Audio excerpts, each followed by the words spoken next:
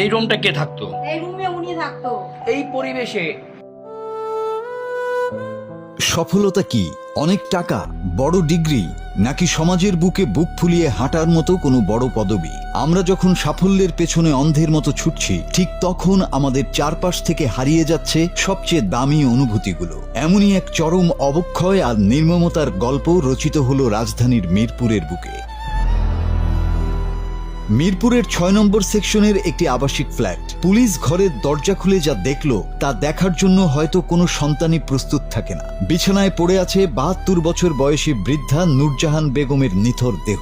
দেহ বললে ভুল হবে, তীব্র পচনে মাংস গলে বিছানায় খসে পড়েছে, বাসা বেঁধেছে পোকা।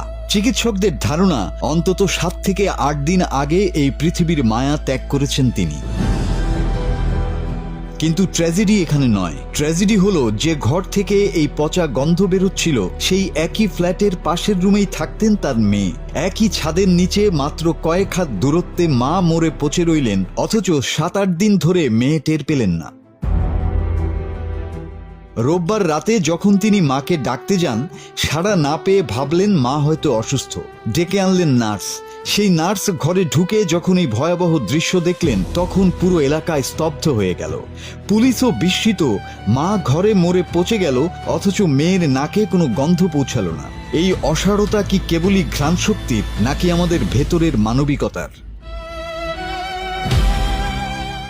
এবার তাকানো যাক এই মায়ের সফলতার খতিয়ানের দিকে। নূরজাহান বেগম কোনো সাধারণ মা ছিলেন না। তিনি সন্তানদের তথাকথিত প্রতিষ্ঠিত করে গড়ে তুলেছিলেন। তার এক ছেলে মোংলা স্থলবন্দরের যুগ্ম সচিব, আরেক ছেলে দেশের সর্বোচ্চ বিদ্যাপীঠ বুয়েটের শিক্ষক।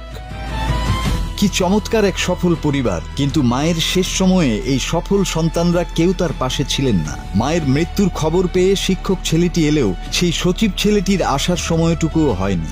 যে মা নিজের রক্ত জল করে সন্তানদের সমাজের উঁচুতলায় বসালেন, সেই মায়ের গলিত লাশের পাশে দাঁড়ানোর ফুরসত মিলল না তার সন্তানদের।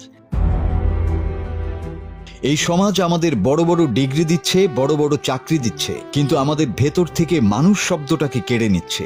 একই ঘরে থেকেও যে সন্তান মায়ের বেঁচে থাকা বা মরে যাবার খবর রাখে না, সেই সন্তানের সাফল্যের মূল্য কতটুকু? আজ নূরজাহান বেগমের এই করুণ পরিণতি কেবল একটি লাশ উদ্ধারের ঘটনা নয়, এটি আমাদের সমাজের বিবেকহীনতা আর চরম পারিবারিক দূরত্বের এক জীবন্ত দলিল। আমরা কি আসলেই উন্নত হচ্ছি, নাকি দিন দিন এক একটি জীবন্ত রোবটে পরিণত হচ্ছি? মাসুদ হাসান।